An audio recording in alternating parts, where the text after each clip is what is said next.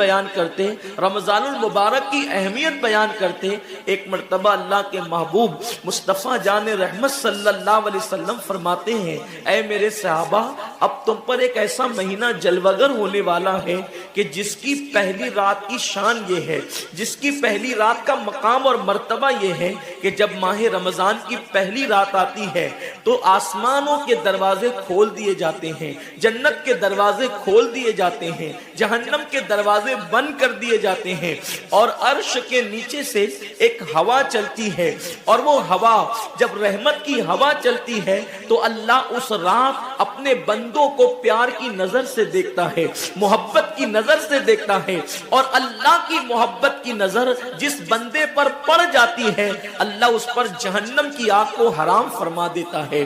میرے آقا صلی اللہ علیہ وسلم کے دیوانوں، وہ مہینہ آنے والا ہے، وہ رات آنے والی ہے، وہ شب آنے والی ہے جس رات اللہ اپنے بندوں کو محبت کی نظر سے دیکھے گا، پیار کی نظر سے دیکھے گا، الفت کی نظر سے دیکھے گا۔ میرے پیارے آقا صلی اللہ علیہ وسلم کے پیارے دیوانوں، آپ اندازہ کریں کتنا وہ مقدس بندہ ہے، وہ بندہ مقدر کا سکندر ہے جس کے وجود پر میرے اللہ کی نگاہ رحمت پڑ جائے، میرے کریم کی نگاہ رحمت پڑ جائے۔ ہم کس کس کی نگاہ کے طالب ہوتے ہیں، ہم کس کس کی توجہ کے طالب ہوتے ہیں۔ ہم سوچتے ہیں کہ پیر صاحب کی نگاہ پڑ جائے گی تو میرا بیڑا پار ہو جائے گا، یقیناً پیر صاحب کی نظر بڑی قیمتی ہے۔ دیوان شاہ بابا کی نظر پڑ جائے گی تو میری تقدیر بدل جائے گی، یقیناً اللہ کا ولی بڑی شان والا ہے۔ غوث پاک کی نظر پڑ جائے گی تو میرا بیڑا پار ہو جائے گا۔ اندازہ تو کریں جس پر اللہ کی نگاہ رحمت پڑ جائے، اور وہ رمضان شریف کی پہلی رات میں ہوتا ہے کہ اللہ اپنے بندوں کو پیار کی نظر سے دیکھتا ہے، اللہ اپنے بندوں کو محبت کی نظر سے دیکھتا ہے، اور خدا کی نگاہ رحمت جس پر پڑ گئی پھر اس کو جہنم کی آگ چھو نہیں سکتی، اس کو جہنم کی آگ جو ہے اس کو جلا نہیں سکتی۔ لیکن کتنے افسوس کی بات ہے، ماہ رمضان شریف کی ایسی برکت والی رحمتوں بھری رات آتی ہے، اور وہ پہلی رات آتی ہے، اور اس رات میں ہم کیا کر رہے ہوتے ہیں؟ اس رات میں ہمارا حال یہ ہوتا ہے کہ ہم ہوٹل پہ بیٹھ کر ٹائم پاس کر رہے ہوتے ہیں، اس وقت ہم گھروں کے اندر بیٹھے ہوتے ہیں اور وقت کو ضائع کر رہے ہوتے ہیں۔ اور اب تو حال یہ ہو گیا ہے کہ ساری چیزوں سے تعلق توڑ کر ہم نے سارے رشتے اپنے موبائل سے جوڑ لیے ہیں۔ اس وقت ہمارا سب سے قریبی رشتہ دار اگر کوئی ہے تو وہ اپنا موبائل ہے۔ یہ ہنسنے کی بات نہیں ہے، یہ بہت نقصان کی بات ہے۔ اس قدر قریبی رشتہ، ماں باپ سے بھی زیادہ قریبی رشتہ موبائل سے، باپ سے بھی قریبی رشتہ موبائل سے، بیوی سے بھی زیادہ قریبی رشتہ موبائل سے۔ آپ کہیں گے اتنا قریبی رشتے کی آپ بات کرتے ہیں؟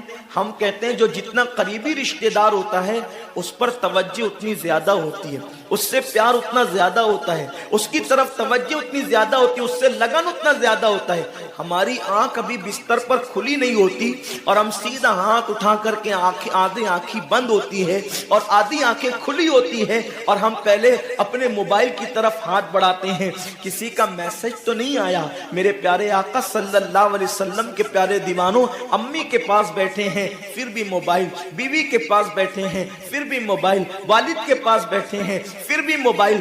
حد تو یہ ہے کہ مسجدوں کے اندر بیٹھے ہیں پھر بھی موبائل۔ یقیناً اگر کام کے میسیجز ہو اور اگر کام اور ضروری چیز ہو، ٹائم دیکھنا ہو تو آپ یقیناً موبائل کو ہاتھ میں لیں، موبائل کوئی بری چیز نہیں ہے۔ لیکن انسان کتنا ڈوب گیا، عبادت کا سارا وقت انسان اپنے موبائل پر ضائع کرتا ہے۔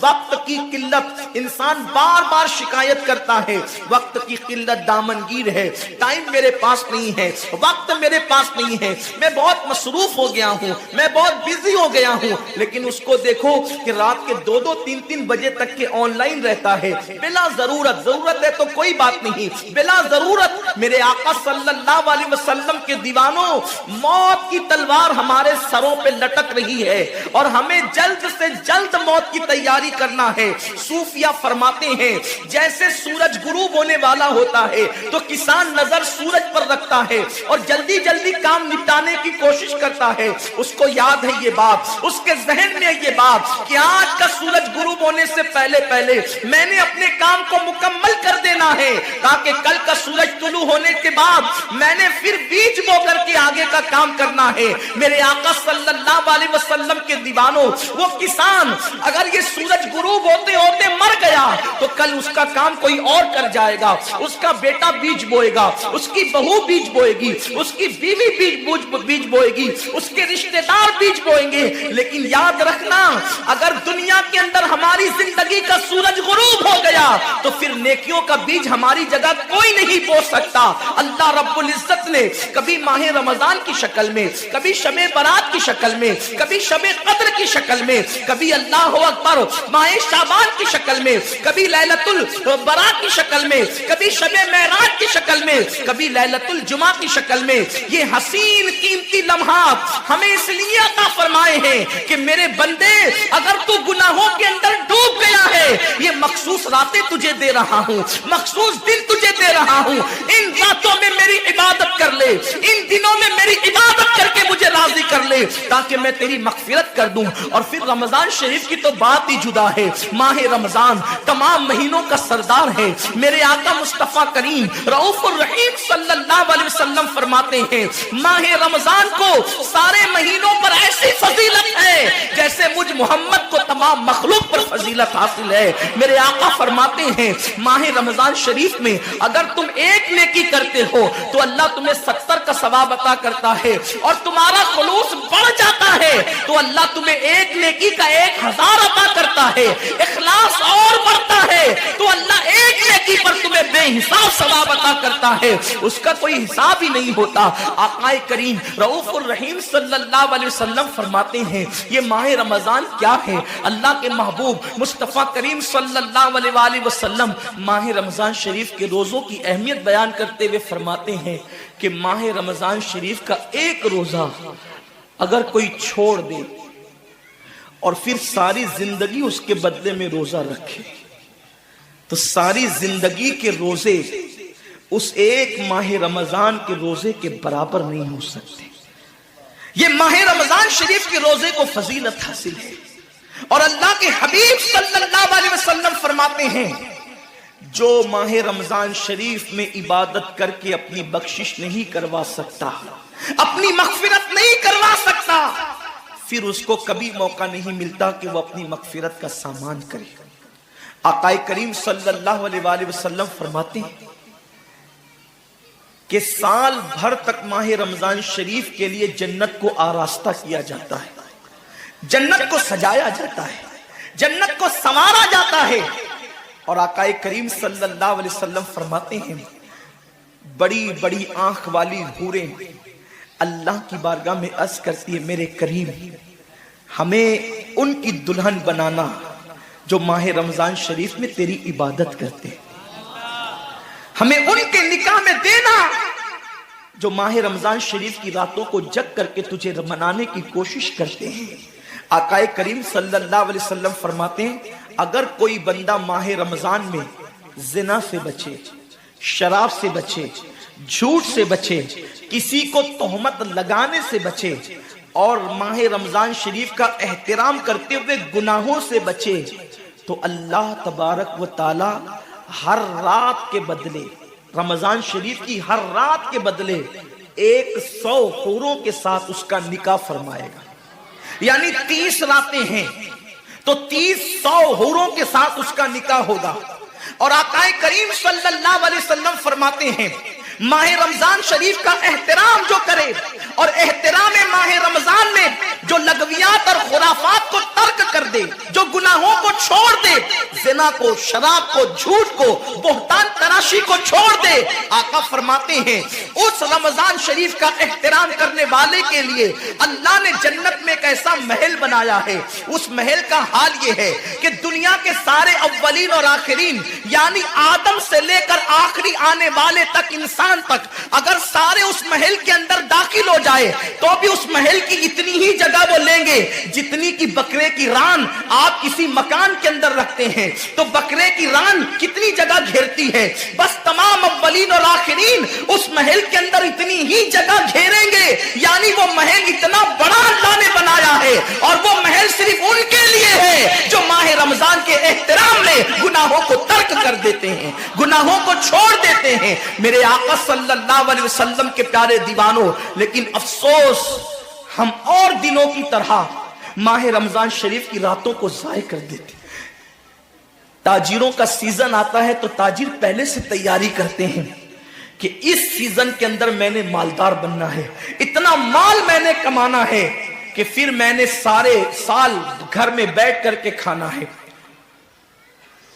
ٹیلر لوگ تیاری کرتے ہیں عید کے موقع پہ اتنی محنت کریں گے رات دن کہ سال بھر اگر کوئی کسٹمر نہ بھی آئے تو وہ گھر بیٹھ کے آرام سے کھا سکے. کپڑے والے سوچتے ہیں کہ سیزن آئے گا, جو بھی سیزن ان کا آتا ہے اتنا کمائیں گے کہ سال بھر بیٹھ کے کھائیں گے. لوگوں, جیسے کپڑوں کا سیزن آتا ہے, ٹیلروں کا سیزن آتا ہے, پھلوں کا سیزن آتا ہے, ایک سیزن نیکیوں کا بھی آتا ہے, ایک سیزن مغفرت کا بھی آتا ہے, ایک سیزن جنتی بننے کا بھی آتا ہے, ایک سیزن اللہ کو راضی کرنے کا بھی آتا ہے. ارے یہ کیا کم ہے.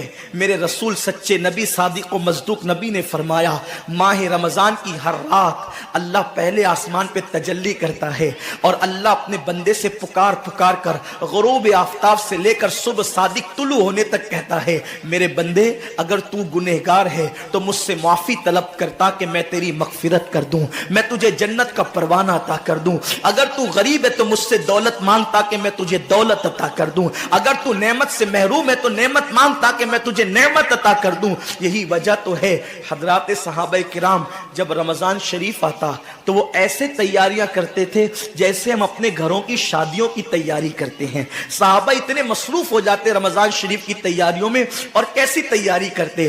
ہم بھی رمضان شریف کی تیاری کرتے ہیں. ہماری تیاری کیا ہے؟ سحری میں تری کے مسالے کو چاہیے, سحری کے اندر یہ چاہیے, سحری میں وہ چاہیے, افطار میں یہ چاہیے, افطار میں وہ چاہیے. مجھے اس سے کوئی جو ہے وہ شکوہ نہیں, میرے آقا نے اس سے منع نہیں کیا. حضور فرماتے ہیں کہ رمضان شریف میں گھر والوں کا دسترخوان وسیع کر دیا کرو, گھر والوں پہ زیادہ خرچ کیا کرو, اس لیے کہ جو گھر والوں پہ رمضان شریف میں خرچ کرتا ہے اللہ اس کو اپنی راہ میں خرچ کرنے کا ثواب عطا کرتا ہے. اور فاروق اعظم فرماتے ہیں جو رمضان شریف میں کشادگی کرے گھر والوں پر اللہ اسے جہاد میں خرچ کرنے کا ثواب عطا کرتا ہے. مجھے اس سے کوئی شکوہ نہیں. لیکن صحابہ کی تیاری کیا ہوتی تھی؟ جب رمضان شریف آتا صحابہ اپنے بستر کو باندھ دیا کرتے تھے.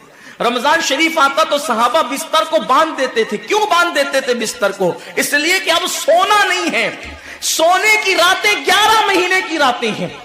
اب غفلت میں زندگی نہیں گزارنا ہے بلکہ راتوں کو جگ کر دن کو جگ کر اللہ کی اتنی عبادت کرنا ہے کہ عبادت کا سیزن آ گیا.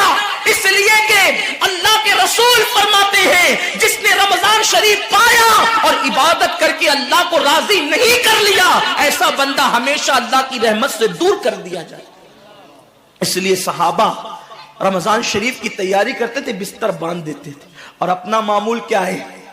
جو فجر میں سوئیں گے تو وہ عصر میں اٹھیں گے, رات بھر جاگیں گے کرکٹ کھیلتے ہوئے, رات بھر جاگیں گے گلیوں میں گھومتے ہوئے. میرے آقا صلی اللہ علیہ وسلم کے دیوانوں, بہت قیمتی وقت آ رہا ہے, بہت قیمتی مہینہ آ رہا ہے. یہ وہ مہینہ ہے جو جہنمیوں کو جنتی بناتا ہے. آقا کریم صلی اللہ علیہ وسلم فرماتے ہیں ہر افطار کے وقت اللہ 60,000 ایسے جہنمیوں کو جہنم سے آزاد کر کے جنتی بناتا ہے جن کا جہنمی ہونا واجب ہو گیا تھا.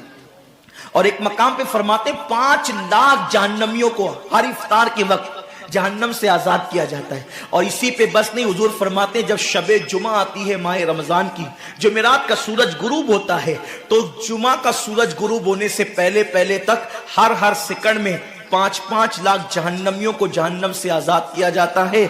और जब जुमा का आखिरी वक्त आता है, आखिरी साअत आती है, मेरे करीम आका फरमाते हैं जुमेरात का सूरज गुरूब होने से लेकर जुमा का सूरज गुरूब होने तक हर लम्हे में जो 5-5 लाख को आजाद किया गया था, अब आखिरी सेकंड में जो गुरूब का वक्त होता है, जितने आजाद किए गए थे उतनों की तादाद के बराबर उस आखिरी साअत के अंदर अल्लाह अपने जहन्नमी बंदों को जहन्नम से आजाद कर देता है।